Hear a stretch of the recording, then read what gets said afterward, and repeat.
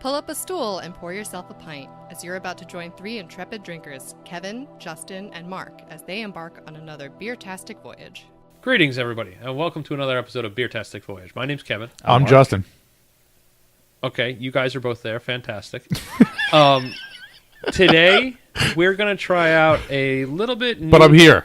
I acknowledged you're here already. Okay. That's I can see you. And I'm Justin. Yes. Mark, would you like to identify yourself? Hi. Hi, Yes. Mark. Okay. I'm sorry. Now that we're all present. Yes. All present and accounted for. Yes. I know we're about to have a very serious episode that we have to study. So I just wanted to have some levity to it. No, that's Yeah. perfectly okay. Yeah. Yeah, we are going to try a little bit new format for this episode. We're going to try what we're calling a deep dive format, where Justin that he does that when you deep dive his throat. But we're going to kind of explore particular styles of beer, not necessarily one brewery, but some quality examples of a particular style. And so bear with us while we stumble through the first one. Yeah. Exactly. And like the next three. Yeah, until we it took us probably about 10 episodes to get the regular format under our belt, so it's going to take a little while for this. Strap in. So for our first deep dive, we decided to go with the Milk Stout, Near and dear to my heart. which is one of my favorite varieties, and we have one of my all-time favorite beers here today, so I'm very excited to have that. Yeah, and I did, when I was picking up the beers for Style Spotlights, I was making sure that like at least one of the beers in the flight was listed as a stylistic example by the Beer Judge Certification Program. Right. Well done, sir. So in this, we actually will go and reference the BJCP, what do we call that? Style guidelines. guidelines. Style guidelines, thank you. And actually, we don't have just one; we have two of the examples. On this one, yes. So that's pretty cool. So Milk Stout, to me, it's just a delicious concoction of slightly sweetened stout with using lactose sugar usually in there to add some more unfermentables to the beer. Gives it a little bit creamier texture, and for me, it's basically beer chocolate milk. Yeah, it's probably a pretty good way of putting it. For the BJCP description, it falls under category 16A, and I'm going to go to the binder of knowledge. Bringing it out here. Huzzah. It falls in category 16, the dark British beer, 16A sweet stouts. I will try not to read too much of directly from it, but at some point I think we're going to cover all of it. They give the overall impression as a very dark, sweet, full-bodied, slightly roasty ale that can suggest coffee and cream or sweetened espresso. Do we want to go through more of this right now? No, I think that's a good description for now. I think as the overview. So what we're going to kind of do is... You want to go to history next? What do we want to go? Yeah, let's do history. Okay, let's go to history next. History, scrolling through. Style history. It is originally an English ale. It falls into the categories of stouts, so we can go back and at some other point we'll really dig into that porter versus stout discussion. Yeah. But in the late 1800s, so we're talking post 1870 or so here, is a lot of the English stout drinking crowd had kind of gotten a little bored with stale older ales because they're doing the real ale thing going on there. And the stouts are falling into that category, and they're starting to get a little stale, and they're starting to get a little overly bitter. And they decide that they want to find a new way to lighten it up. And they literally start adding cream and milk to it, to the actual beer itself, not necessarily to the brewing process. Brewers, of course, decide, hey, we're going to take this step out of the consumer's hands. We're going to do it in the brewing process itself and start adding lactose sugar to create that extra non-fermentable sugars that I was talking about earlier. That makes sense then, because it's like... And Kevin, you did the research for the style, and I'm not terribly familiar with the history myself, but it's one of those things that, like, you wonder, like, okay, there's lactose in there, that's milk sugar, but, like, why did brewers decide to put milk sugar in their beer? And it's because it grew out of a practice of people actually putting, like, milk or cream in the beer at the pub. Did people do that with? I mean, I don't know if anybody knows, but did people do that with coffee? Has that always been a thing? Putting milk in coffee? I think you kind of get. I think you probably get a very similar experience in the fact that you have with coffee, you get that little bit of bitterness. So this cream is going to smooth out the flavor. It's going to create a little bit sweeter, but you still get all the benefits. You still experience a lot of the roast characteristics coming through. They're just a little more subdued. They're not quite so aggressive. And I know Justin's not a coffee drinker. Mark, you're a coffee drinker. I love half and half. Yeah, I generally use half and half. Every once in a while, though, like when I make the pot on the weekends, right, I'll pop open a can of sweetened condensed milk and whisk that into the pot of coffee. See, that's a little more than I would go with. I was going to say, like, every once in a while, I'll actually use, like, the light cream. And that is the texture that it creates. The change in texture in the coffee is so incredibly dramatic. Oh, I mean, there's even a big difference between using, like, whole milk and half. Yeah. So, definitely understandable. A little bit more on the history there. So, back in 1875, a brewer by the name of John Henry Johnson originally proposed this idea, but was never really able to get it off the ground. So, by 1907, pay attention. A brewer by the name of Mackeson, who is still, the company is still in there, and I believe Mackeson XXX Stout is still one of the style examples. But he started adding a lactose sugar to the stout. And in 1910, he started making the claim that, you know what? Every pint contains the energizing carbohydrates of 10 ounces of dairy milk. Wow, man, that's marketing at its finest. Which was complete bullshit. Yeah. Because back then you could just lie. You could just say shit. You could just straight up lie. And they would tell... And so he started getting more sales out of this. He started getting some legal squabbles, and towards the end, it kept going. It actually took him almost 45 years to finally get around Fucking what? to making the rules. So by 1946, British authorities mandated that you could not put the name milk on the label of milk stouts because it still had that impression of being as fortified as milk and as healthy as milk. Yeah, it definitely makes me think of like some of the old time marketing ads for Guinness Stout as well. Guinness for strength. Right. Yeah. Yeah, what blows my mind is that in 1946, after they've been bombed into fucking oblivion, they were worried about whether or not milk was on the label of a beer. Well, no, you know what? It makes a lot of sense to me if you look at it from the perspective of saying it's 1946, it's post-war.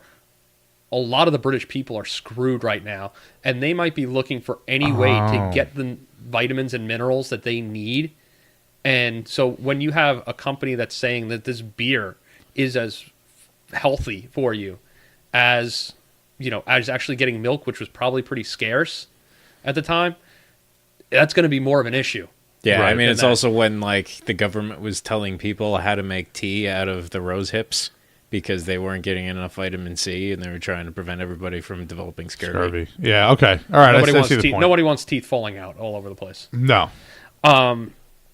So they never quite got 100... So you won't usually find a British milk stout, but they will call them cream stouts.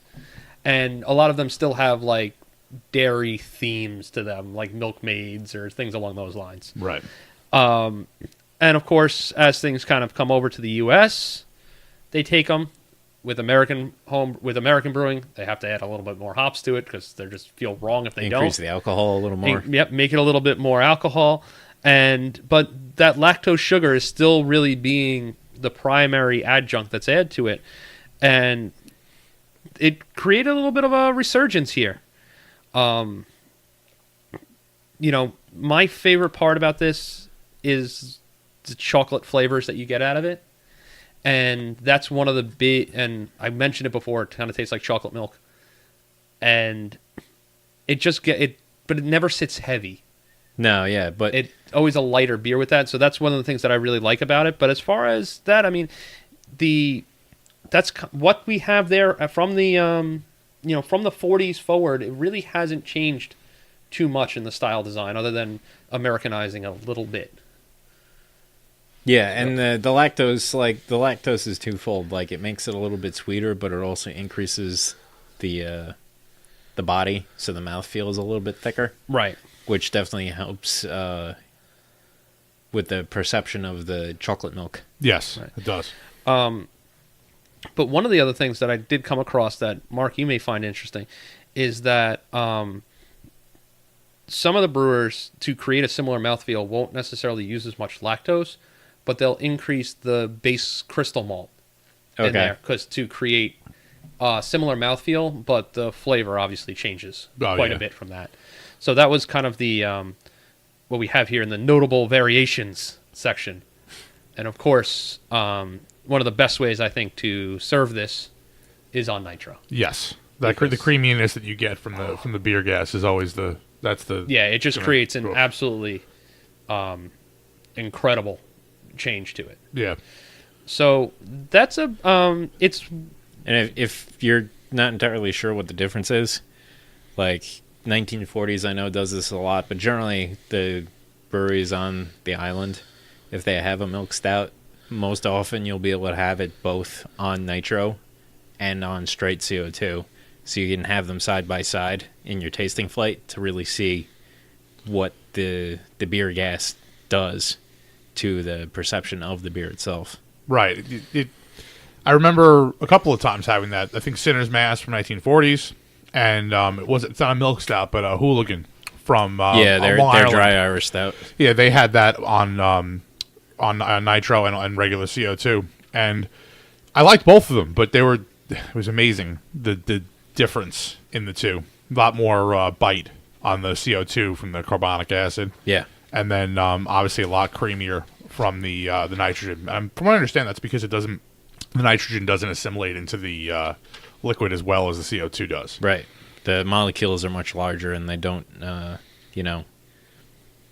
stuff in between the molecules of beer as readily as the carbon dioxide does. Right. That's also why you can't get nitro beers in a growler, because it just comes out of solution.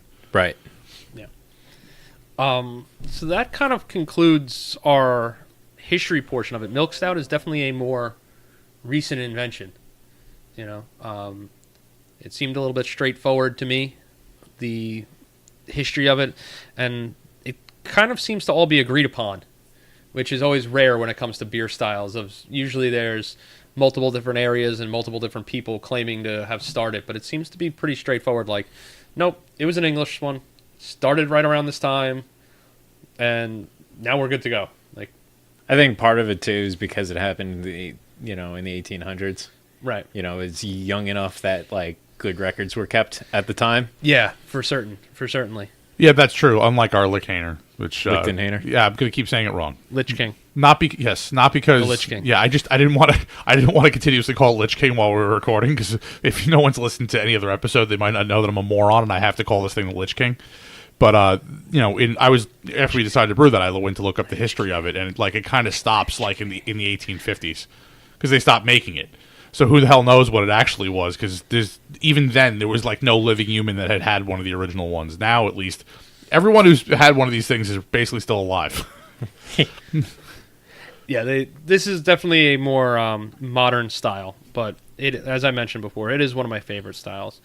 So, do we want to kind of review the BJCP standards of it, so to say? I think maybe as we taste these, we can sort of talk about how each, like the aroma of each compares. That was my thought. But if you want to go through them real quick, that's fine. I just know that they can get lengthy and very. This one is actually it's fairly short. Okay. So let me go through this one pretty quick, and I think it'll give us a little bit more perspective as we taste it. Okay. I know you guys have studied these a little bit more than I have.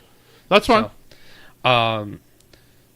So for an aroma, it suggests a mild roast grain aroma, sometimes with coffee or chocolate notes. An impression of cream-like sweetness often exists.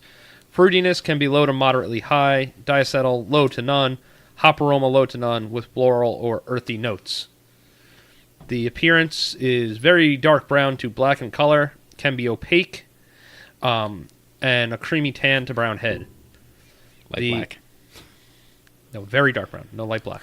The flavor should be dark roasted grain, malt impressions with coffee or chocolate flavors dominate the palate. Hop bitterness is moderate. Medium to high sweetness provides a counterpoint to the roasted character and hop bitterness and lasts into the finish. And then it kind of reiterates some of the stuff that was mentioned before with the aroma. And I'll finish up with the mouthfeel here. Medium full to full-bodied and creamy, low to moderate carbonation. High residual sweetness from unfermented sugars enhance the full-tasting mouthfeel. Some of the other stuff we'll go through later. Yeah, the interesting part about the aroma, some people might say, well, okay, fruity notes. Like, where do these fruity notes come from? Is anybody putting raspberry in the beer? And it's not. It's from the yeast. So different beers use different yeasts, and this particular style of yeast, an English ale yeast, will give off sort of a fruity. It's not like a berry. It's hard to identify specific fruit for it, but it gives this very like hint of that in the background. Now, as long as it's been fermented well. Is it fruity more like berry fruitiness, or is it fruity more like stone fruit fruitiness? I would say probably more stone fruit type esters. Yeah. From English yeast. Okay. Yeah, it's not. Yeah, it doesn't have a sweetness like a berry. It's more of that background, like kind of raisiny, rich. Yeah, that's what I would kind of think of. I think I've only ever gotten that kind of fruity sweetness from maybe one or two varieties of milk stout that I can remember off the top of my head. Yeah, well, like a lot of the American craft brewers are probably just using like a clean ale yeast, right, and not actually using an English ale to ferment it out. So, do we want to go through each one, or do we want to kind of go through the different?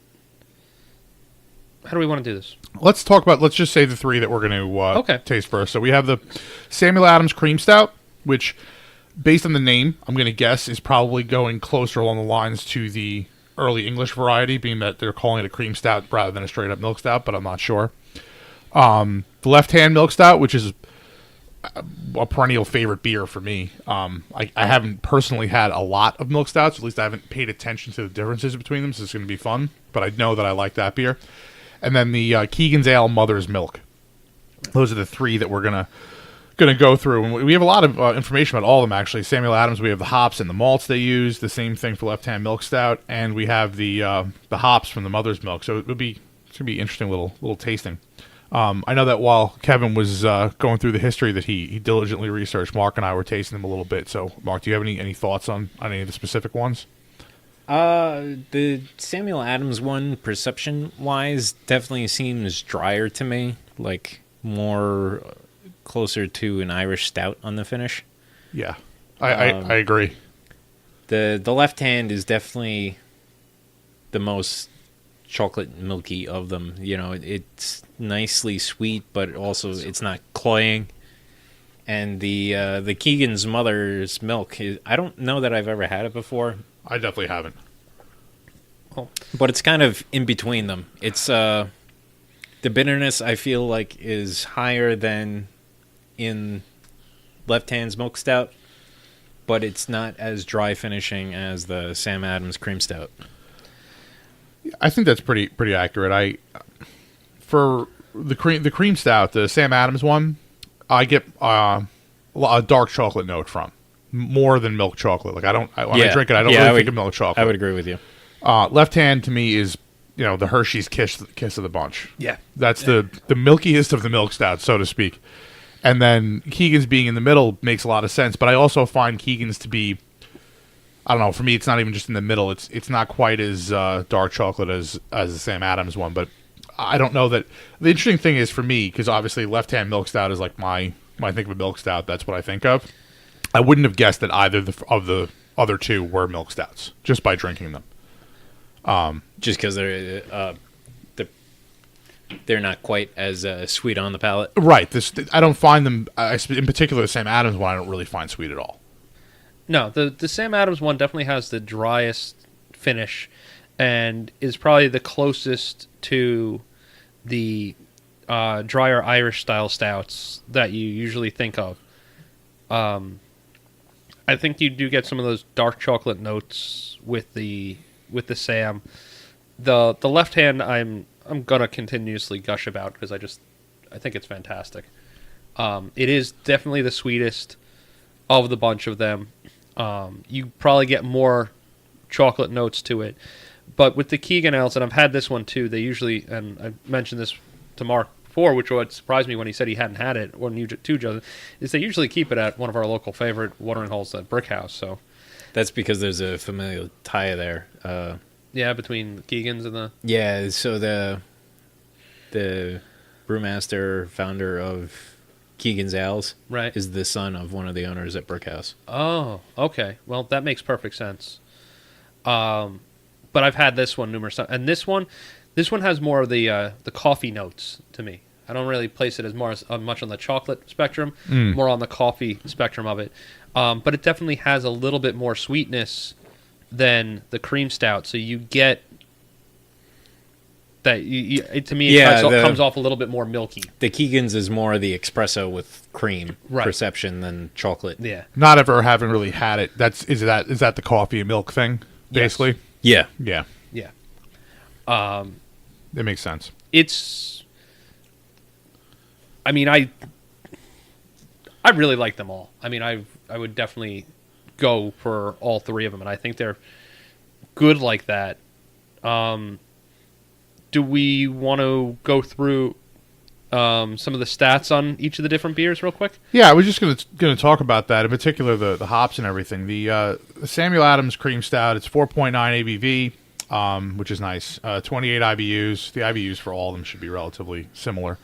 The malts to me are very interesting because this one has they're saying roasted unmalted barley.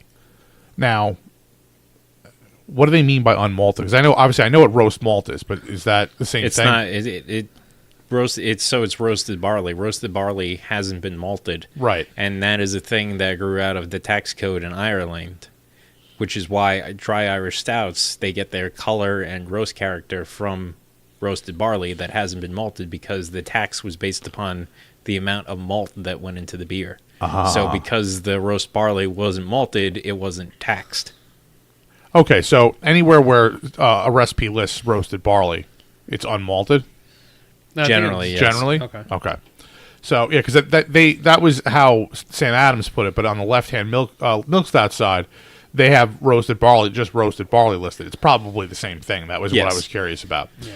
And speaking of that is a 6% ABV, which makes me happy because definitely doesn't taste like a 6% beer. No. And then their hops are Magnum, probably a very little bit for bittering at the beginning. Right, Yeah. in charge. And then Goldings. I don't think I said it for Sam Adams, but they have two of my favorites, Fuggles and East Kent Goldings. Fuggles because it's a great dog name, and I love East Kent Golding hops in British styles. I think it's interesting that you get one with British Goldings and one with U.S. Goldings. Oh, yeah. To kind of change it up a little bit there. Yeah, that's probably a hop contract situation. Yeah. And the left hand also has some of that flaked oats in there too, Right. which is always going to create a nice. Yeah, that's also going to help your body. Yeah. The Keegan comes in at 5% ABV with 18 IBUs, and they have UK Pilgrim hops, and there was another one in there. I think they also use a Golding in there. I missed typing that in. I apologize on that. All good. And since we always love to argue about the color, they actually all three had the color posted on their websites. I have a bone to pick with them, but go ahead. You go. So the Mother's Milk comes in at 40, the left hand at 47, and the Sam Adams at 80. Which I'm calling bullshit on the 80 from Sam Adams because it looks basically like the other three. I mean, it definitely is, it might be slightly darker, but like, come on now. It's slightly. It doesn't seem like it's So twice as dark. somebody went to Beersmith, got it to 80, and wrote 80. Basically, is what happened. Yeah, I think so. Not that it makes I would any say difference. that they're it's all still very good. clear. They're all clear beers. They're all, there's no cloudiness in the beer. They all seem to be pretty clear. And Oh, yeah. The thing that's surprising to me is that the Keegan's has the lowest, at least calculated, bitterness. But Yeah. it's definitely not the one. but with the- definitely tastes the most Yeah, bitter. it's definitely the one that's So perceived most bitter. Yeah, I agree. I mean, the cream stout, the Sam Adams cream stout's a close second on the bitterness. So why don't we talk about how we would rate each beer? On our standard scale while everybody's getting ready. I think it's been a little bit. Maybe we should potentially refresh a new listener on how we rate these things. Good call. You want to go for it, Justin? Yeah. So I'll. We start off with a taster. It's a 5-point scale. Our first level is a taster. Our second level is a pint. Our third level is a bomber. And then we go up to a growler, and then we go to a keg. And Gotta have it. if anyone attempts to ad lib, I get really angry. Yes, that's true. And just to go back and fix my error before, the Mother's Milk has the other hop that's in there is Cascade. Ah, that's really interesting. That's got to be the bittering, the bittering charge. I know Pilgrim is pretty close to the Golding situation. Yeah, I would imagine so. It's also noted that it's UK. I'm not familiar with Pilgrim hops at all. Oh, I only remember from the Mastering Homebrew book that scale. And the scale of English. Well, yeah, I mean I've you've more been recently brewing. been looking at it. Yeah, You've been brewing British styles much more than I have. right. So, I would I'm going to start off the ratings for the Sam Adams Cream Stout, and I'm going to give that one a. It's close. I'm going to give it a bomber. I almost went growler. I really like it. I really enjoy the dark chocolate finish to it. We'll talk a little bit more about which ones we think are when we get to our Crucible of Doom in a little bit. We'll talk more about which ones are close to style or interesting. But I really enjoy the dark chocolate note. I'm gonna second you on the bomber for the Sam Adams. It's enjoyable, but I would want something like lighter, or maybe just completely different flavor profile after the second one. Because I think more than two would just build on my palate too much, and then I would stop enjoying it. Yeah, I agree. The cream stout from Sam is always, I always run into the problem when I get that, because it usually comes in the mix packs. Oh yeah, the mix of 6. And I usually drink all of them out of it first, and then I go, and then I'm, and then you're left with 3 porch rockers, and you're like, "Fuck, what am I going to do with these?" No, I like the. He loves the porch rockers. I leave the porch. I bring him my porch rockers. When you guys get those mixed ones, I'm the one that's like, "Oh, sweet porch rocker, I'm gonna drink these." But terrible beer. What was that? It's a fucking terrible beer. I like it. I don't know why. I like it. This one is one of my favorites from Boston Brewing, and for me, it's probably going to fall into. I'm hemming and hawing between the bomber and growler category, but I'm probably going to go with the bomber just because it's not quite as sweet as the other ones that I like. Okay, a little bit more. So, going to go with a bomber on that one as well. Now, the second one, the left-hand milk stout, I'm just going to jump right in here because I know. Listen. I got my raincoat on. I'm ready because it's going to come. It's going to be all over you. Yeah, safety goggles. Yeah. Only because there's been so many times that I've drank the whole 6-pack of this or more than this one. This one's got to be a keg for me. Yeah. Like the left-hand milk stout, I just think is an absolutely fantastic beer. I know it's sweet. I know it's not the lightest, easiest drinking beer ever, but it is pretty light. It's sneaky strong with the 6 ABV. Yeah, I definitely didn't realize it was that strong. And I love drinking this beer. I really do, and I keep coming back to it time and time again. It falls into the category of being an old standby for me. One of my favorites. Like it just checks everything for me. So how about you, Mark? What's your feelings on the left hand? I really enjoy it as well, but I'm going to stay at the growler level because I'd be perfectly okay if I didn't have this on hand at all times. Yeah, I'm gonna second the growler. I almost went bomber on it. We'll talk about why when we get to Crucible of Doom. But it is an easy drinking dark beer, and I think that if you were to put this in an opaque cup and hand it to someone and not have them look at it and take a drink, they would know that it was dark probably from the roast. But I think it would surprise someone who doesn't drink dark beer as to how sweet and drinkable it is versus what it would appear to be. Yeah, I mean, it's a far cry from What a Good Boy that we were sampling from Barrage last week. Oh yeah, that was they look similar, but they're not the same. They're not the same at all. Actually, Kevin's mixing.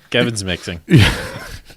All right. Well, we'll find out about this experiment in a minute. We're So, Justin, what did you finally decide on? We decided on a bomber. On a bomber? No, sorry, growler. We're gonna go growler. Okay. Yeah. We're gonna go growler on that one. It's too good to go down to a bomber. We'll talk about that in a little bit. As far as the last one goes, I had never had it. I had never had the Keegans before. I actually don't. I must have had something from them at some point, but I've definitely seen it. I really liked this one a lot. Kevin's just like his mixologist over here. He alone. Yeah, he's spinning the bottles behind him like we're in a fucking Patrick Swayze movie. You mean? Never mind. No, so I saw wheels turning. I was going to wait to see what kind of gem came out, but we didn't get anything this time. We were mining. Yeah, whatever. What's the name of that movie where he's the bouncer? Roadhouse. That's it. Yeah. All right. I feel like I'm insanely gay for knowing that. I'm not Right, sure. but I think you're confusing Roadhouse with Cocktail, I am. which is Tom Cruise. You're right. And he's the one spinning the bottles over, which is kind of what I wanted to. Yeah. argue for. You should smash me for that because it's fucking totally wrong. They're not even That's remotely just- the same it's person. Straight up wrong. No, one of All them's right. dead and one of them's a Scientologist. It's like they're not the same. Exactly. I'm probably gonna get sued now. So. Listen, I'm going to put that The under best the thing same that thing. could possibly happen is Tom Cruise sues one of us. I know. Right. And for the record, if you need to sue us, it's counsel@beertasticvoyage.com. So, anyway, back to the Keegan's mother's milk. What I find interesting is they call it mother's milk, but like I said, I don't know that I would have guessed it was a milk stout either. But it kind of mixes the dark chocolate notes from the Sam Adams cream stout and the Left Hand in a way that I don't know. In a little coffee note, I like it. I'm going to go growler on it. Yeah, I'm with you. I enjoy it. It's not like I definitely wouldn't think of it as a milk stout, but I really do enjoy like the coffee and cream flavor that I get from it. Yeah. It's just not the bitterness is more prominent and it's not as perceptibly sweet as what I generally think of when I think milk stout. Right. I'm agreeing 100% with you guys. This one has been, on the rare occasion that Brickhouse has been out of Nitro Stout, Nitro. this has been like, I'm like, all right, fine. I'll have the mother's milk. Fine. Like, it's been my standby there a few times. I really like the coffee, and I think Justin, you hit it. It's almost better than coffee. It's more of an espresso kind of flavor, which it's not... To some may be like, well, I'm kind of splitting hairs here, but there is a definite difference. There's definitely in a roast different between flavor profile coffee between coffee and espresso, and I think it is closer to espresso with a little bit of cream in there. Which, if you're drinking espresso, you're never going to put cream in it, but that's the point. Is it creates a little bit different flavor profile. I like it. It is one that I've gone back to numerous times, but for me, this one falls probably into the bomber category of I like it. I've had it a few times and I want it today, but it might be a couple weeks before I go back to it again. It's understandable, especially with how much you like the left-hand version of the milk stout. It makes sense that one that departs from it as much as that one does, that Right. it's not going to be quite the same. Yeah. So this brings us to the final section of our style episode that we're calling our Crucible of Doom. No, say it right. The Crucible of Doom. Well, there's also a 0 in what I'm reading too, on top of the whole thing. So Yes, I know. I did that just to create the little oh, I see. That's in an the inflection note. I got Yes. you. Yeah. See, not everybody knows how to do umlauts, Mark. What is it? Alt what? 0246. Thank you. Motherfucker. God damn it. So we're going to talk about which one of these was the best tasting. I think we're going to come to a consensus on these. I think that's the idea here. Best tasting, most interesting, and closest to style. I know that we're going to go in reverse order, but I'd like to start with closest to style. I think that's the easiest one out of these. If we're going to notes. start with closest to style, I want to bring in a couple of the other kind of notes Sure. from the BJCP here, because that's what we're going with. Is we don't know the original gravity and the final gravity, but for the IBUs, they should be between 20 and 40, which I believe all three of them fall into. Keegan's is 18, but I think we'll give it a pass. Okay. The SRM is between 30 and 40, which we're all kind of all three of them were kind of on the high one, especially the 80 SRM. Yeah, I mean, Sam. Yeah, when we, the good news is when you're when you're judging, you're going to go by eye, and Right. I would give all of these like no more than 40. So, And they all fall into the category, the in style for the ABV of between 4 and 6. okay. So, the only other things that they have, that's some comments. I don't think we really need to discuss that. And characteristic ingredients, we don't really need to talk about those. And that's comparing to other ones. So I think we're pretty much set on those. So they all kind of meet some of the vital statistics in there. Right, so they're all in the wheelhouse for that. I think the obvious one for me is going to be left-hand milk stout. I think it shows the sweetness. I think it shows the lactose, and the fact that all of us commented that we wouldn't know if the other two were milk stouts when we drank them. It's got to be left-hand for me. Your Yeah, thoughts, Mark? yeah. I'm gonna agree with you on left hand, just because because when and like thinking about it, I'm not really sure. I've probably had left hand milk stout before. Oh, you had to. I know you But have. Mike has brought it to like every party since the No, beginning that's of time. just their left hand nitro. That's not the milk stout. Oh, it isn't? No, No. he's brought the milk stout numerous Oh, times. it has to? Yeah, but he usually just rolls up with the straight up Oh, they're nitro? All right. nitro stout. Yeah. All right. But yes, when I think of milk stout, left hand milk stout is definitely what I perceive in my mind. For me, before we even ever started doing the show, whenever I thought of milk stout, I thought of left hand milk stout. Like that's the one in my head. But the Sam, I think a really good argument can be made for the Sam cream stout. In that it takes the classic stout style, and there is a perceptible sugariness to it. There is that little bit of change in the texture between the normal stout and a milk stout with it.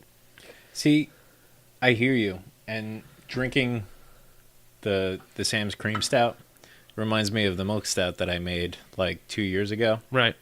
And when I submitted that to a competition, I got shit on for not being sweet enough as a milk stout. Right. And that, from what I recall, it tasted kind of like the Sam's cream stout. Right. So that's just kind of what I'm thinking of regarding that. No, I understand. And that's not to say that the judge that judged that beer was correct. Right. Because, there was 18% lactose in that beer, which is definitely It's a lot. within the range. Mm-hmm. And whatever. One of the things that I wanted to check on was the finish, because the Sam's had the driest finish. Right. And one of the hallmarks of the finish and the flavor is like you could have a medium dry finish. That's as dry as it's supposed to get according to the style guidelines.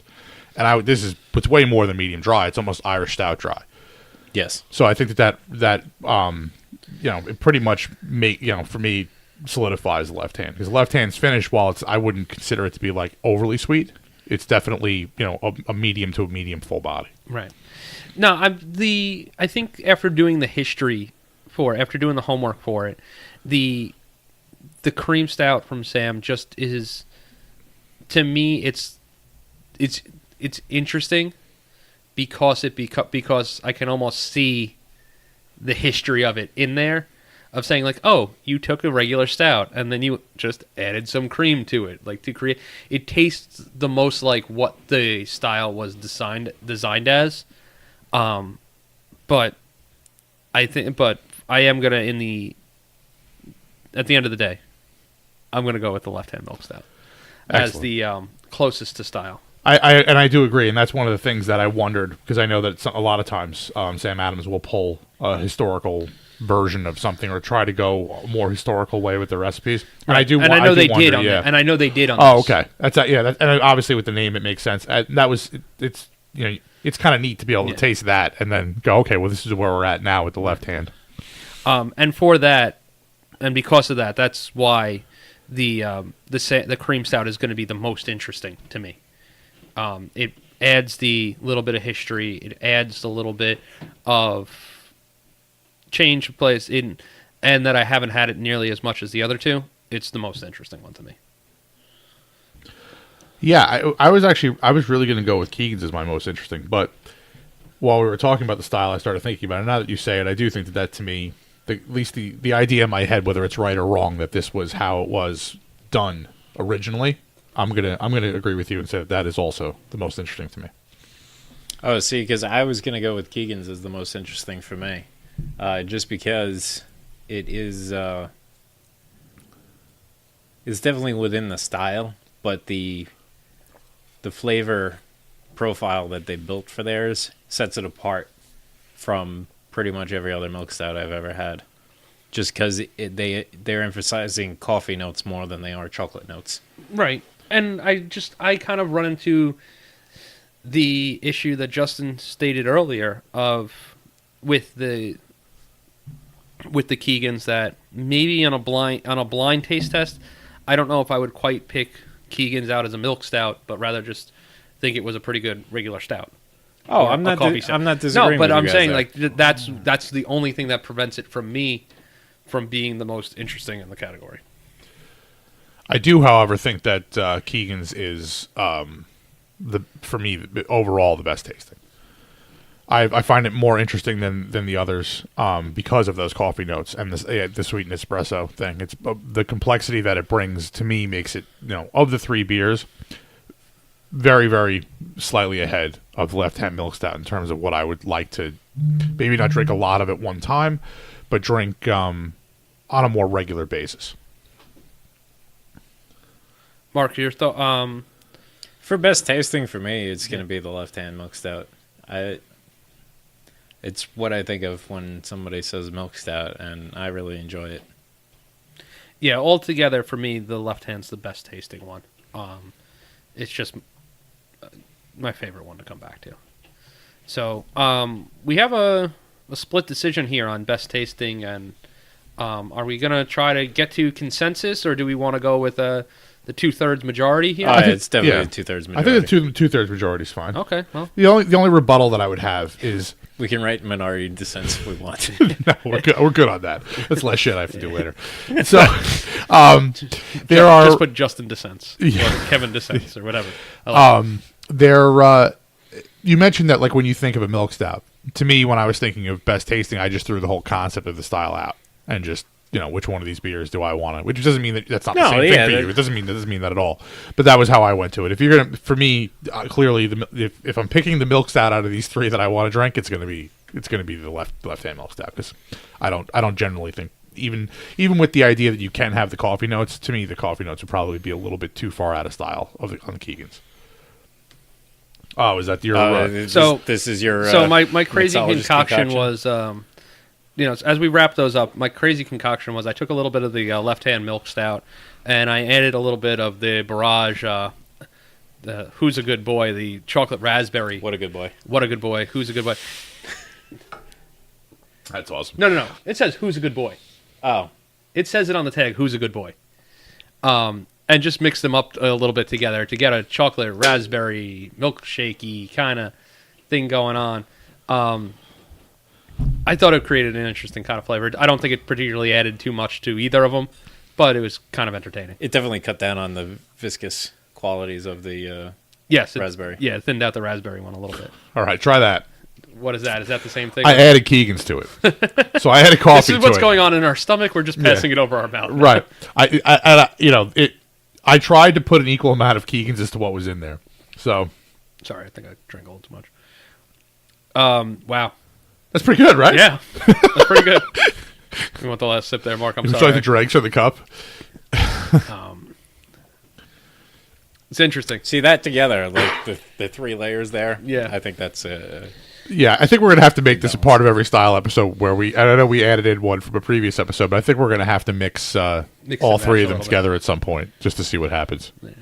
But this was fun. I enjoyed using a little bit different of a format and being able to come to a consensus on those three at the end, or in our Crucible of Doom. Yes. If you guys have other better names that you can suggest for the judging arena, feel free to submit them. Indeed. To us on Facebook or Instagram or whatever one of I the guess you numbers. could tweet at us and I'll see it eventually. But Yeah, no promises on the tweets. Yeah. Or email us or give us a phone call, whichever way you want to get in touch with us. They're all out there, and we hope to hear from you soon. And if you guys have not, guys and gals, I use the collective guys there. Let us know your favorite milk stout. You know, maybe we'll put a little poll up on the Facebook, and vote for these three, or maybe write in your other one. I think we guys can do that. Yeah, I think we can handle that. that. I think we should do that I next think we week. can manage that. Yeah. Yeah. And if you have other really good ones that you can recommend, please let us know about them.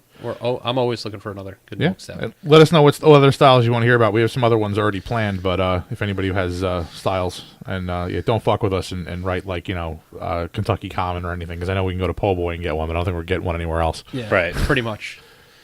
All right. Well, then I think that just about wraps it up. Cheers, everybody. Cheers. If you enjoyed Beertastic Voyage, please be sure to subscribe wherever you get your podcasts, and don't forget to review and rate us.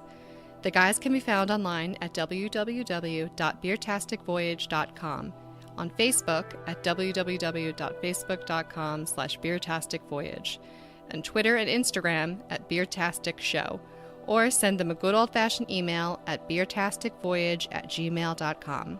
Thanks for listening, and cheers for local beers.